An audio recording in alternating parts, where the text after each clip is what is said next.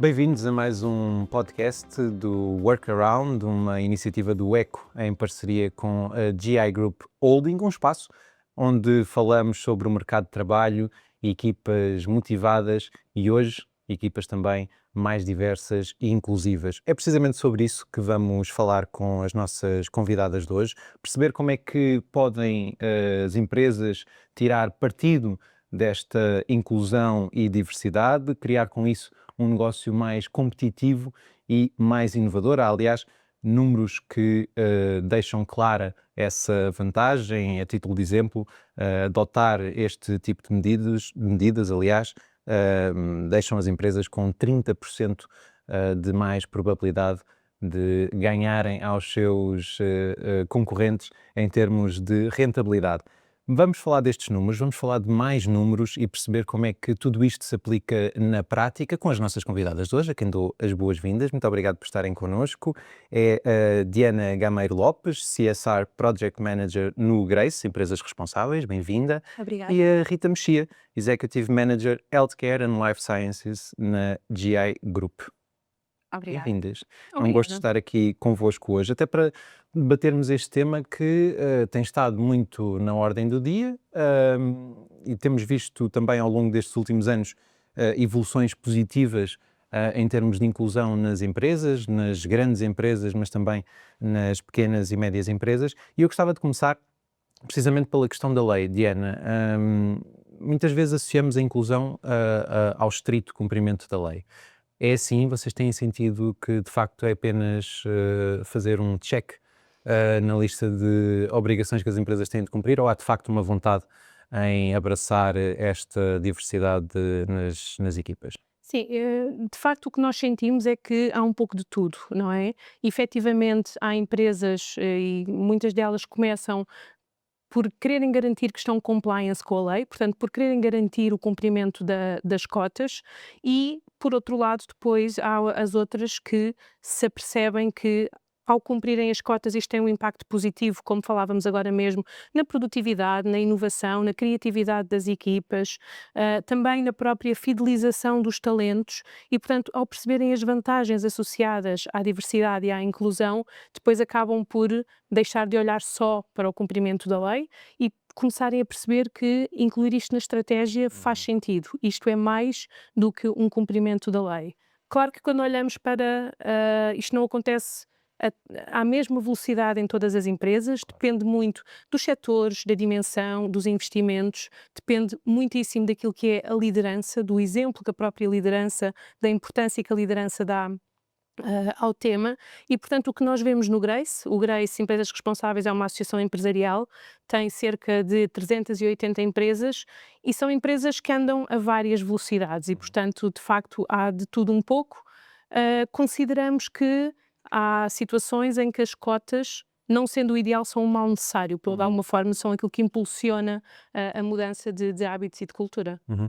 E o Grace acompanha estes temas ainda antes disto fazer parte da discussão pública de uma forma generalizada, já tem, julgo eu, 25 anos, Correto, sim. completam este ano. Tem existido uma evolução considerável nestas 2 décadas e meia? Sim, sem dúvida alguma. Temos assistido aqui a uma preocupação crescente nestes temas e lá está, temos alguns associados que estão connosco há muitos anos e que nós fomos acompanhando esta evolução que eu falava há pouco, que é, começam por cumprir cotas, começam por querer só cumprir os mínimos e olhar para isto como que chatice é algo que temos que fazer e depois começam-se a perceber de facto e hoje em dia esses são aqueles que quando olhamos para a nossa bandeira de associados, são aqueles que nos temas da diversidade, da equidade e da inclusão estão mais avançados na jornada e estão disponíveis também para ajudar outros que ainda estão nesta fase inicial de só cumprir cotas e fazer os mínimos indispensáveis. Muito bem. Rita, as lideranças aqui têm um papel, imagino eu, fundamental. Como é que se trabalha do ponto de vista da liderança, estas questões da inclusão e da diversidade para que se tornem de facto uma prioridade real e que se possa também tirar partido competitivo dessa estratégia? Como é que tem gerido Bem, essa questão? então, isto não é só a liderança é fundamental para que depois toda a estrutura se sinta legitimada a trabalhar estas temáticas. Isto vem da gênese da empresa. Se a empresa for uma empresa que está virada e dedicada à temática da diversidade, equidade e inclusão, depois toda a sua estrutura acompanha essa intenção. Que não seja só uma intenção, que seja uma ação e, portanto, nós na GI somos uma empresa totalmente dedicada a esta temática. Nós somos uma entidade empregadora inclusiva, temos esta responsabilidade acrescida no mercado, não só para fora, mas também internamente. E, portanto, as nossas lideranças são quem mais nós tentamos formar para que depois, em escadinha, as operações também consigam implementar isto nas áreas de recrutamento e nas áreas de formação e no contacto diário com candidatos e clientes. Claro. Nós Desafios é que temos vão sentindo nessa. que desafios? Sim. Os maiores desafios são com os clientes, muitas vezes, porque nós, na verdade, temos este ADN da diversidade e da equidade e da inclusão, temos muitas parcerias com associações que nos apoiam e ajudam com a inserção destas pessoas também no mercado de trabalho. A maior dificuldade que temos é depois na entrega no cliente, porque efetivamente nós estamos preparados para receber pessoas com incapacidade, temos todas as acessibilidades criadas, as nossas lideranças estão formadas, as nossas pessoas estão formadas, mas depois quando tentamos colocá-las a trabalhar efetivamente nos clientes finais, torna o processo mais difícil, porque muitas vezes o próprio cliente do outro lado nem tem bem noção de que não tem as acessibilidades criadas para receber uma pessoa, por exemplo, com uma incapacidade motora, porque depois existem vários tipos de incapacidade e, portanto, algumas são visíveis, outras Claro. que não são visíveis, e, portanto, muitas vezes o problema está depois na fase final do processo. Há uma curva de aprendizagem, imagino eu, nesse processo todo. Tem sido uma curva de aprendizagem grande, quando a lei das cotas existe, não é? Portanto, as empresas precisam de cumprir a cota, e na verdade não existem pessoas suficientes com incapacidade e ainda bem, é uma boa notícia não existirem pessoas suficientes com incapacidade para todas as necessidades que existem no mercado de trabalho, para todas as empresas. No entanto, muitas vezes as empresas querem de facto cumprir, mas nem sequer sabem como fazer, Claro. e o que é que precisam de ter preparado para receber alguém com uma incapacidade. Daí também a importância de recorrerem a quem tem no seu ADN este trabalho. Diana, e como é que, uma vez aceite esta ideia de que temos de tornar a nossa empresa mais inclusiva, que tipo de, enfim, de objetivos é que podemos criar, métricas que podemos avaliar para ter a certeza que estamos, por um lado, a fazer um bom trabalho, mas também a ter um impacto real na vida não só daquelas pessoas, mas de uma forma mais generalizada na sociedade. Como é que as empresas podem fazer essa avaliação? Sim, este é um daqueles casos em que, infelizmente, se calhar era mais fácil ter uma receita, não é? E dizer, para cumprir, deve monitorizar estes indicadores. Não é exatamente assim, não é? Até porque quando falamos de uma estratégia de diversidade, equidade e inclusão, podemos estar a falar de coisas completamente diferentes de uma empresa para outra. Ou seja, numa primeira fase é preciso definir quais são as áreas, quais são os temas que faz sentido que esta empresa quer cobrir. Claro. Portanto, estamos a falar de uma empresa que faz sentido trabalhar a diversidade da liderança, estamos a falar de uma empresa que quer trabalhar aquilo que é a inclusão de grupos subrepresentados. Tudo isto vai, portanto, alterar os objetivos que devem ser medidos, não é? Portanto, se nós estamos a falar alguns exemplos práticos, estamos a falar de uma empresa que quer trabalhar a diversidade de género nas suas lideranças, se calhar faz sentido ter como objetivo aumentar em X% a presença feminina nos cargos de liderança até à data X, até daqui a um ano, até daqui, enfim. Ou seja, no fundo, definir aqui estes objetivos com base sempre naquilo que é a estratégia. E, portanto, lá está, podemos estar a falar com aumentar a presença de mulheres nos cargos de liderança, podemos estar a falar, por exemplo, no caso de grupos subrepresentados, diminuir a taxa de rotatividade de grupos subrepresentados, portanto aqui quando falamos também da parte da inclusão, não é? Porque nós podemos querer contratar e ter nas nossas equipas grupos subrepresentados, mas depois se eles não se sentem incluídos, Claro. eles vão sair, não é? Portanto, esta muitas vezes é uma preocupação das empresas, não é só como é que eu vou trazer a pessoa, mas como é que eu vou fazer com que a pessoa se sinta parte. E, portanto, este pode ser um outro objetivo. No Grace, como eu dizia, nós temos empresas de diferentes níveis de maturidade, se assim quisermos dizer, e, portanto, o que nós fazemos é convidar as empresas especialistas num determinado tema, portanto, que já vão mais à frente na jornada de um determinado tema, a desenvolverem ferramentas e a porem o seu conhecimento e o seu know-how ao serviço daqueles que ainda não começaram. E nesse âmbito, por exemplo, neste momento está a ser trabalhado pelo grupo de Diversidade, Equidade e Inclusão, um documento muito simples, que quase como uma matriz, que nos diz, em diversidade, quais são então os objetivos que eu tenho. Em diversidade, quais são os objetivos que eu tenho, que métricas é que eu tenho que medir, que tipo de ações é que eu posso implementar para poder atingir o meu objetivo e quais são os outputs e os outcomes esperados. E, portanto, isto para uma série de parâmetros de diversidade, de equidade, de inclusão e depois para uma série de objetivos e que, no fundo, visa ajudar as empresas a fazerem este trabalho e a definir quais são os objetivos que queremos medir. Porque não interessa querer medir muito, não interessa querer medir tudo, interessa querer medir aquilo que vai ter um resultado naquilo que são os nossos propósitos. Claro. Uma pergunta rápida. É possível, vocês conseguem ter uma ideia de setores onde esta estratégia vai mais à frente ou é muito difícil também de fazer essa Por distinção? setores é muito difícil, ou seja, por norma, empresas maiores, muitas grandes empresas acabam por estar um bocadinho mais à frente naquilo que é este processo, embora, lá está, a cultura conta muito e, portanto, temos empresas mais pequenas que está, como a Rita falava há pouco, no seu ADN, estes temas e que, portanto, que já fazem este caminho há algum tempo. Muito bem. Rita, a questão da inovação é importante porque temos essa ideia e já aflorámos isso logo no início da nossa conversa, que de facto equipas mais diversas são também, em média, mais inovadoras.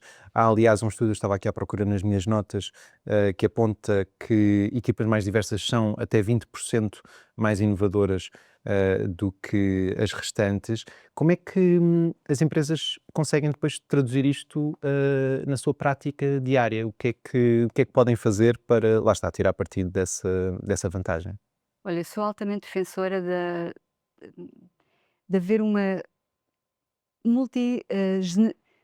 geracional, não é? Uma Sim. equipa multigeracional que pode ser desde de uma pessoa que acaba de sair da universidade até uma pessoa mais velha.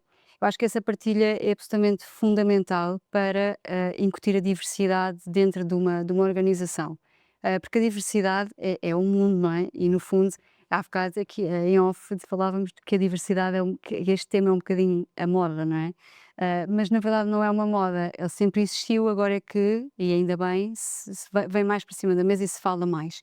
As partilhas intergeracionais, na minha experiência profissional, são absolutamente ricas pela forma como os mais novos e os mais velhos se conseguem completar. E depois existe aquela fatia do meio que acaba por beneficiar destas duas experiências.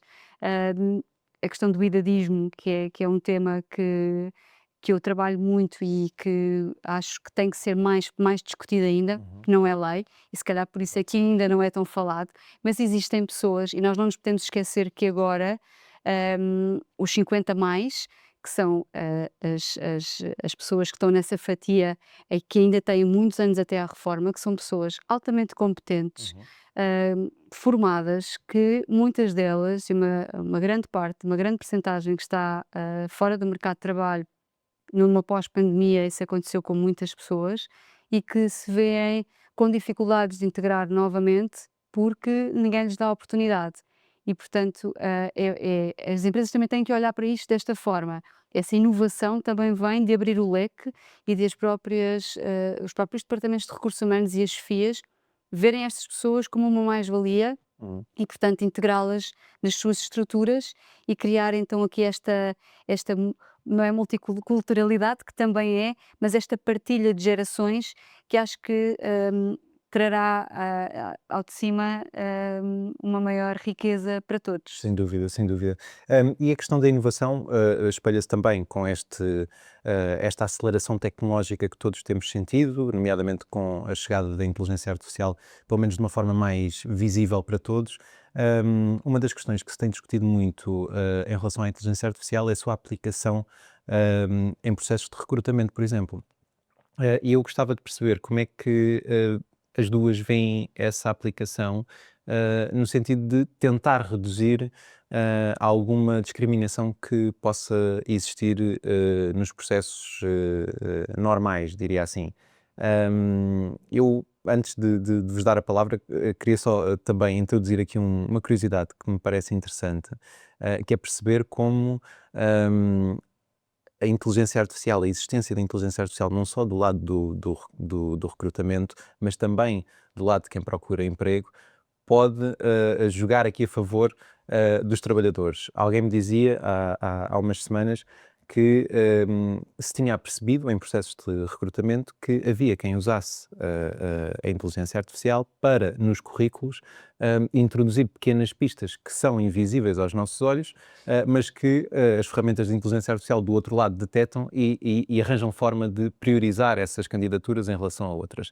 Uma curiosidade, mas gostava de perceber do vosso lado como é que têm sentido esta realidade e, sobretudo, na questão da diminuição da discriminação.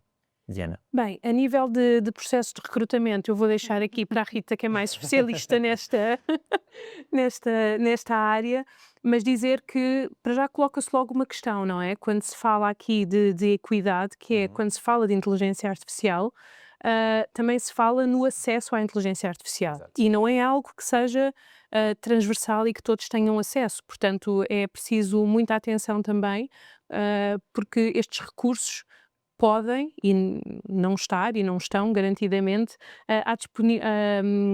à disponibilidade de todos e, portanto, logo à partida se cria aqui ou se agrava aqui algumas desigualdades no acesso à própria inteligência artificial.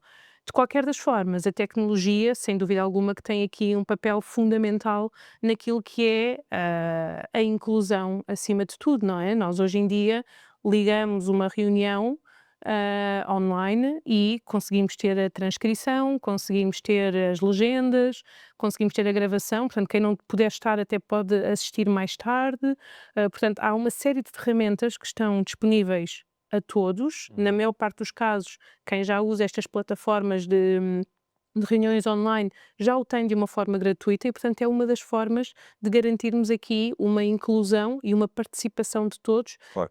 tal como o próprio modelo híbrido e, portanto, aqui esta flexibilização no local de trabalho, não é? Se calhar pessoas que antes tinham que sair de casa para ir trabalhar e que não conseguiam fazer porque não conseguiam sair de casa, por todas as barreiras que tinham, esta possibilidade de trabalhar remotamente, que nos é dada pela tecnologia uma vez mais, é também uma forma de quebrar estas barreiras. Portanto, há inúmeros exemplos daquilo que a tecnologia pode fazer. Sim. Relativamente à inteligência artificial, eu acho que há sempre duas questões. Por um lado, o acesso e, por outro lado, os próprios vieses da inteligência artificial, que não é imune e, portanto, não é feita feita por por humanos, não é feita portanto. por humanos.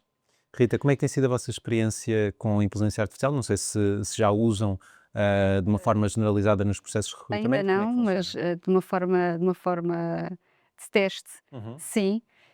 Eu tenho uma opinião muito particular. Eu acho que, e eu vou buscar aqui os vieses, porque efetivamente a inteligência artificial poderá ser uma grande mais-valia, e acho que se já é hoje em dia. No entanto, depende sempre dos dados que a inteligência artificial vai buscar e onde é que vai beber.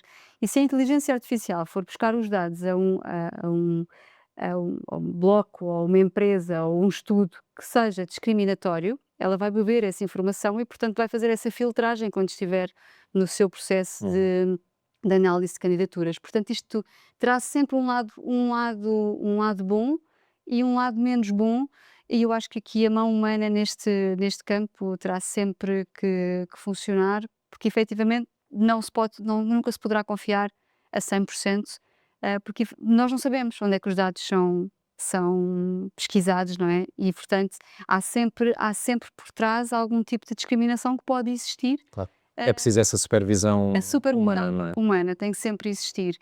porque dizia muitíssimo bem que esse estudo, que havia palavras-chave que não eram vistas, não eram descobertas, não eram visíveis e que estavam por trás da máquina. Isso é fantástico.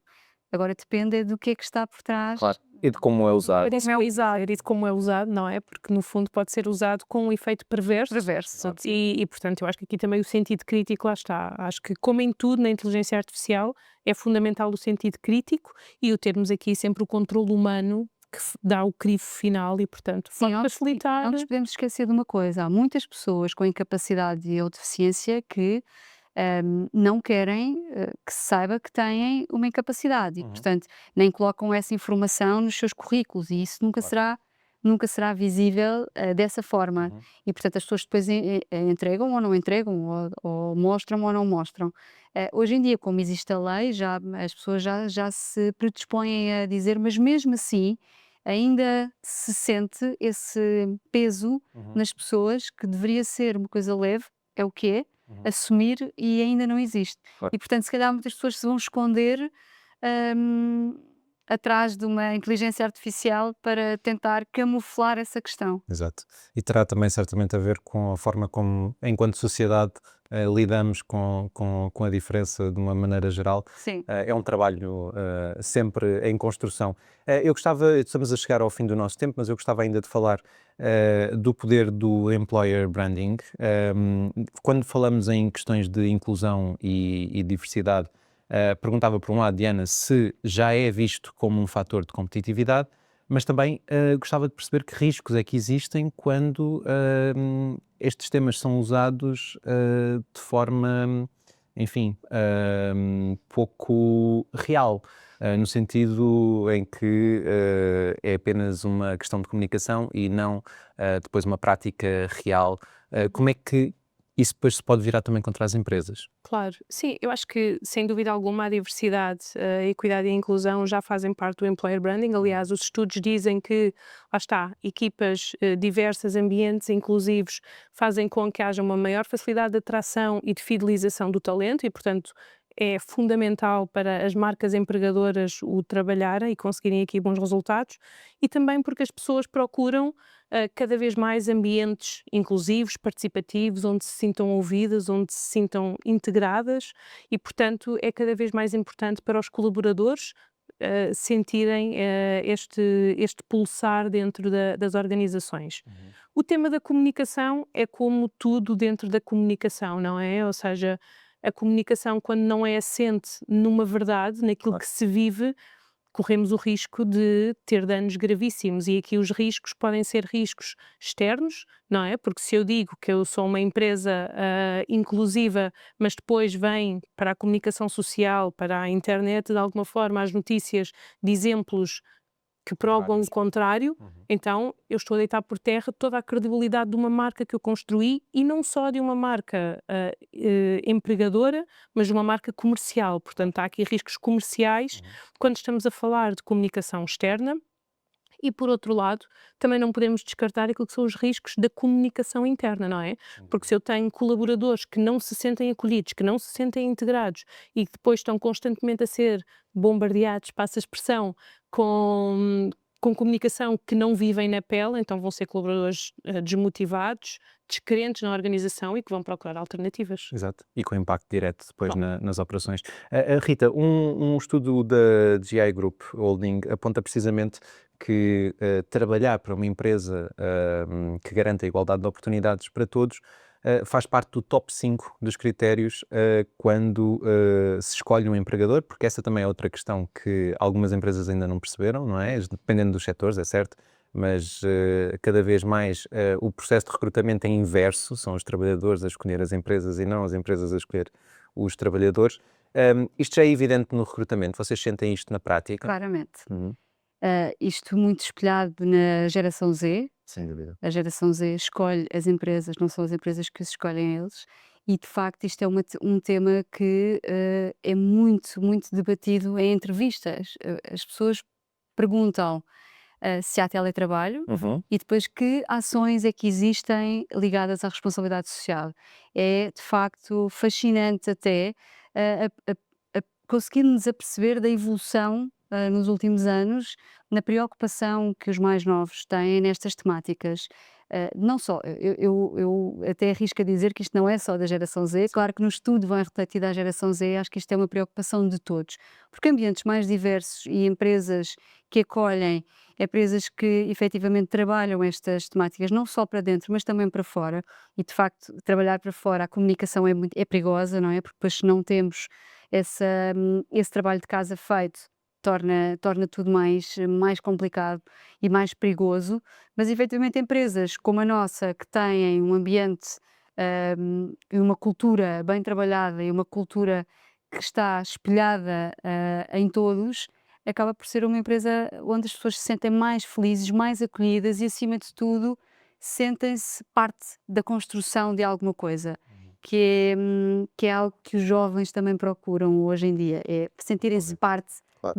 da construção de uma empresa e não serem apenas e só um número, que é um ponto que eu acho que é bastante importante. Diana, têm sentido isso também no contacto que têm com as empresas, que há de facto uma preocupação, aqui falamos particularmente da geração Z, mas imagino que seja uma questão transversal também a outras gerações. Têm sentido isso? Sim, sem dúvida. E as próprias medidas e políticas aplicadas pelas empresas vão muito ao encontro disso, não é? Estamos a falar de uma geração que quer muito participar, que quer muito ser parte ativa e, portanto, há cada vez mais empresas a trabalharem e dinamizarem os Employee Resource Groups, portanto, no fundo, grupos de colaboradores que têm algum tema em comum e que o vão trabalhar.